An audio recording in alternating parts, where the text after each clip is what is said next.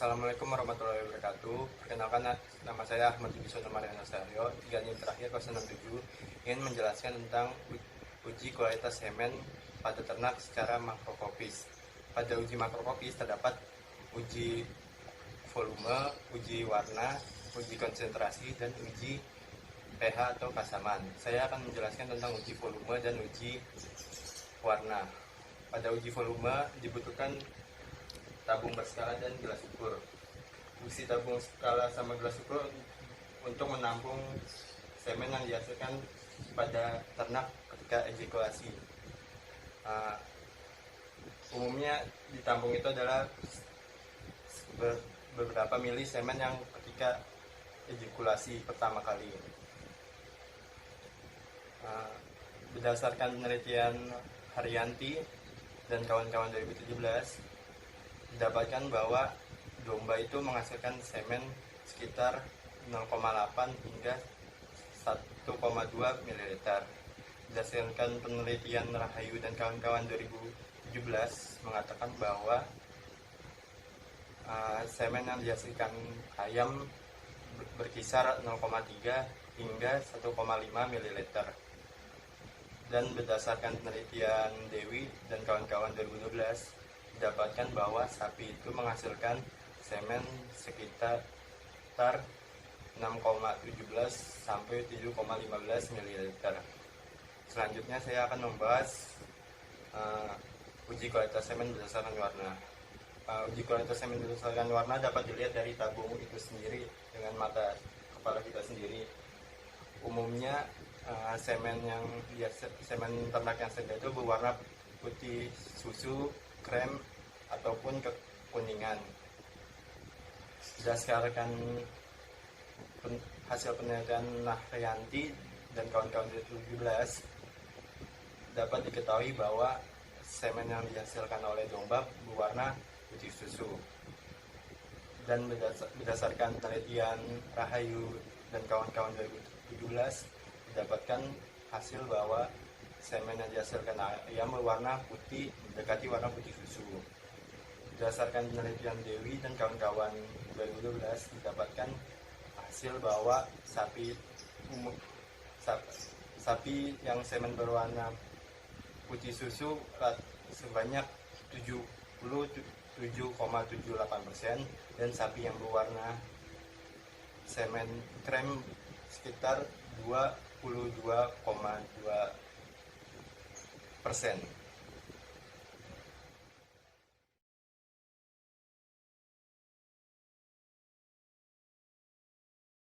Assalamualaikum warahmatullahi wabarakatuh. Perkenalkan, nama saya Raffi Firmansyah, NIM 230 10 11 91 40 293 dari kelompok 5 ilmu reproduksi ternak D.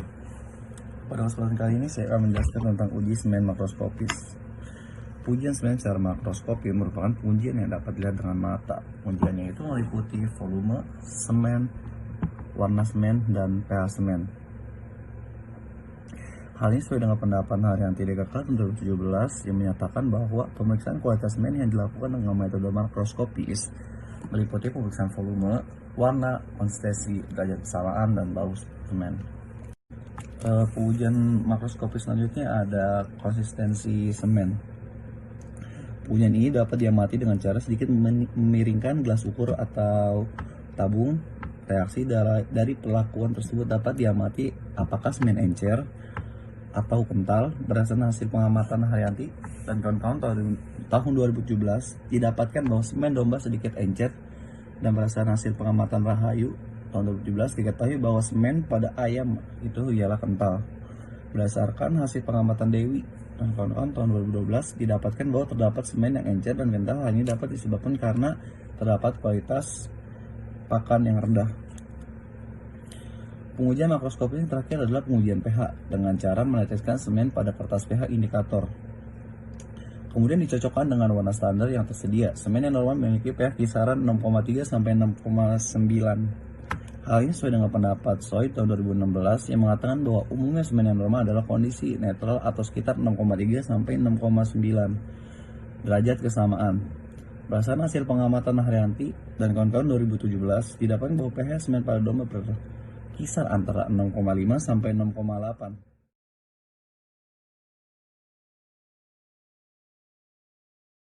Halo semuanya, perkenalkan nama saya Faras Fadila Fauzan dari peternakan 2019 dengan NIM 23010119140 dari kelompok 5D, kelompok praktikum ilmu reproduksi ternak kelas D.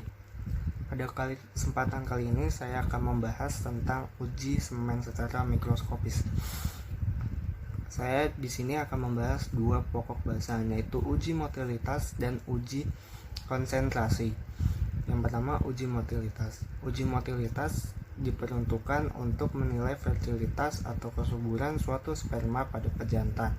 Tentu halnya ini penting karena menilai kesuburan akan berdampak pada kemampuan sel sperma membuahi sel telur pada betina.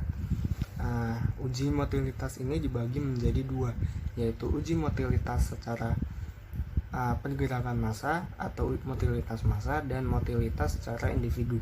Untuk motilitas secara individu dilakukan metode sebagai berikut.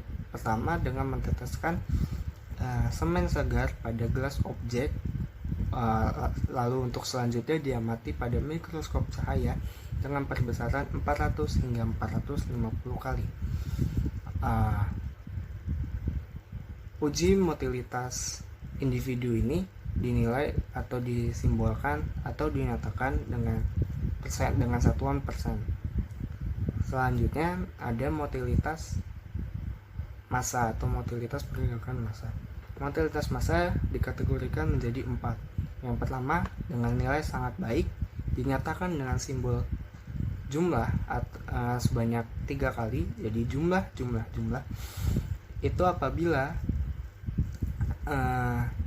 pada pengamatan dilihat adanya gelombang yang jelas, gelap, dan diikuti dengan pergerakan progresif. Lalu selanjutnya ada nilai baik, dinyatakan dengan simbol jumlah sebanyak 2 kali. Nah, nilai baik itu didapat apabila adanya pergerakan yang lamban diikuti juga dengan gelombang-gelombang yang tipis dan kurang jelas. Nah, selanjutnya ada nilai kurang baik. Nilai kurang baik dinyatakan dengan simbol jumlah sebanyak 1 kali, jadi jumlah. Nah, nilai sekurang baik diambil dinyatakan apabila adanya pergerakan progresif, pergerakan agresif, namun tidak diikuti dengan gelombang. Jadi gelombangnya tidak nampak, hanya terlihat pergerakan progresif saja. Lalu yang terakhir ada nilai buruk, disimbolkan atau dinyatakan dengan angka 0, jadi 0. Nah, nilai buruk ini didapati apabila pergerakan yang diamati itu lamban dan tidak diikuti atau tidak nampak adanya gelombang yang dihasilkan. Karena pada dasarnya uji motilitas massa melihat gelombang juga. Nah, untuk rumusnya uji motilitas adalah sebagai berikut.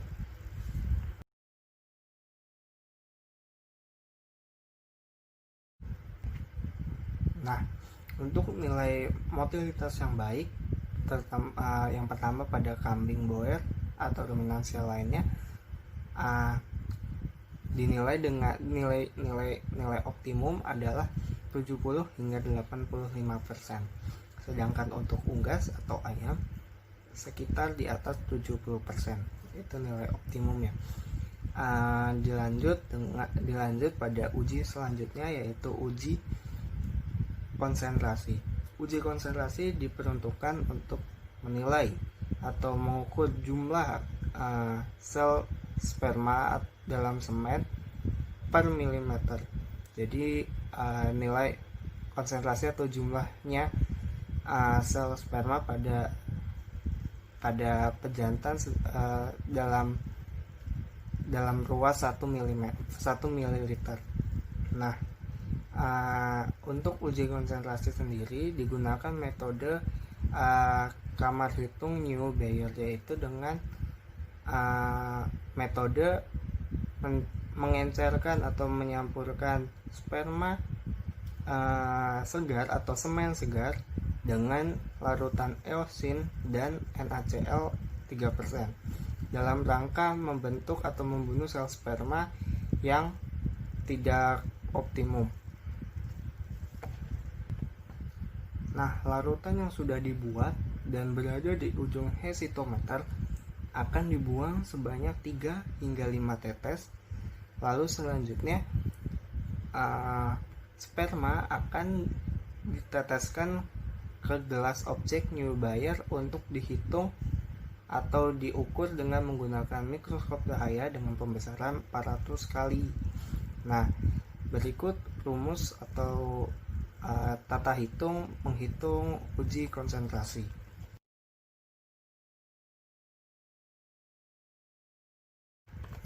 Nah, menurut penelitian tertentu, konsentrasi semen yang baik pada sapi atau ruminansia lainnya yaitu sekitar 1165 dikali 10 pangkat 6 sel per mililiter. Nah, cukup sekian penjelasan saya mengenai uji semen secara mikroskopis, terutama pada uji motilitas dan uji konsentrasi. Apabila ada salah dan kurang, saya mohon maaf. Assalamualaikum warahmatullahi wabarakatuh.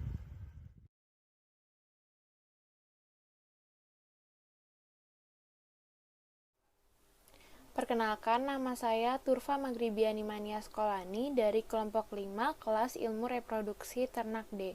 Hari ini saya akan menjelaskan mengenai uji kualitas semen dengan variabel mortalitas dan abnormalitas. Uji kualitas semen dengan variabel mortalitas yaitu variabel yang memperhatikan jumlah kematian sperma dengan pewarnaan eosin. Untuk menguji kualitas semen dengan variabel mortalitas dilakukan dengan kaca objek yang kemudian diteteskan semen.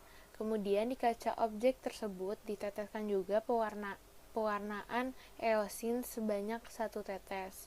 Dan kemudian keduanya dihomogenkan. Setelah dihomogenkan, kaca objek tersebut difiksasi di atas bunsen. Setelah difiksasi, kaca objek bisa ditaruh di mikroskop dan kemudian diamati dengan perbesaran 400. Untuk mengetahui sperma yang sudah mati, dapat dilihat dari sperma yang berwarna merah. Kenapa sperma itu berwarna merah? Hal tersebut itu terjadi karena membran dari kepala sperma sudah rusak, sehingga pewarnaan eosin bisa masuk ke dalam kepala sperma. Menurut Dewi et al., adanya mortalitas dalam semen dipengaruhi oleh lama penampungan dari pengambilan semen hingga penyimpanan atau pemeriksaan semen dalam uji kualitas mikroskopis. Untuk menghitung mortalitas pada uji kualitas mikroskopis dapat dihitung dengan rumus jumlah sperma yang mati dibagi total jumlah sperma yang dihitung dikali dengan 100%. Hasil perhitungan mortalitas yang memenuhi standar normal pada semen yaitu hasilnya di atas 50%. Selanjutnya, uji kualitas semen mikroskopis dengan variabel abnormalitas. Untuk mengamati semen dengan mikroskopis melalui variabel abnormalitas, prosedurnya sama seperti mortalitas, yaitu dengan kaca objek di bawah mikroskopis yang sudah dihomogenkan dengan eosin. Dalam mengamati semen dalam variabel abnormalitas dapat dilihat dari sperma yang abnormal seperti kepalanya 2, ekornya putus ataupun ekornya bengkok, dan juga kepala yang strukturnya tidak sesuai. Untuk menghitung jumlah sperma yang abnormal dapat digunakan rumus sebagai berikut, yaitu jumlah sperma yang abnormal dibagi jumlah sperma yang dihitung dikali 100%. Persentase dari abnormalitas yang sesuai dengan standar normal suatu komoditas ternak yaitu tidak lebih dari 20%. Yang mempengaruhi adanya abnormalitas pada semen suatu komoditas ternak yaitu kesuburannya, fertilitas dari sperma jantan tersebut. Sekian dari saya. Jika ada kalimat yang salah, mohon dibenarkan. Wassalamualaikum warahmatullahi wabarakatuh.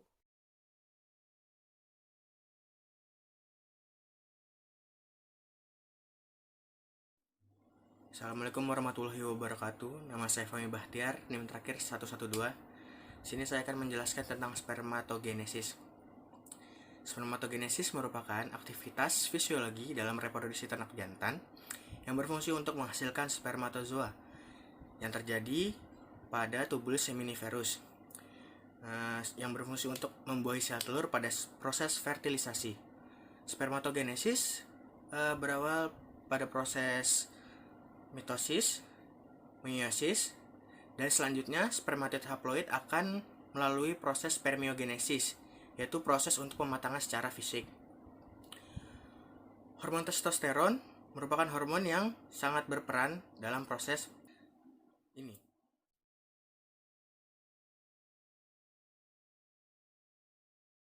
Di sini saya akan menjelaskan tentang morfologi spermatozoa. Spermatozoa terdiri dari bagian kepala, leher, serta ekor.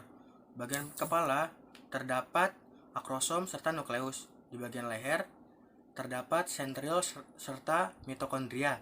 Dan yang terakhir adalah ekor. Pada bagian kepala, akrosom berfungsi untuk membawa DNA dari inti sel. Serta akrosom memiliki enzim-enzim yang berfungsi untuk memecah membran sel dari sel telur.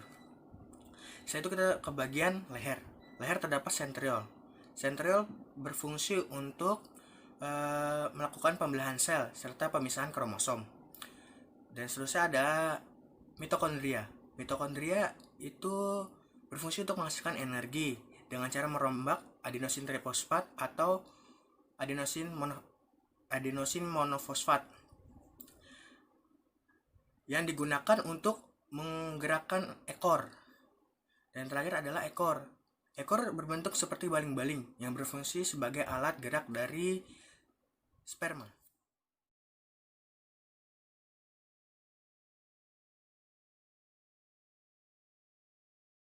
Saya di sini akan menjelaskan tentang proses oogenesis. Oogenesis adalah proses pembentukan ovum yang terjadi di ovarium. Oogenesis diawali dari oogonium yang bersifat diploid, mengalami mitosis, dan menjadi oosit primer yang juga bersifat diploid. Oosit primer mengalami proses meiosis 1 yang menghasilkan badan polar 1 dan oosit sekunder. Oosit sekunder bersifat haploid. Oosit sekunder mengalami meiosis 2 yang menghasilkan badan polar 2 dan ootit. Ootit bersifat haploid dan inilah yang akan menjadi ovum. Serta badan polar 1 dan 2 akan mengalami lisis.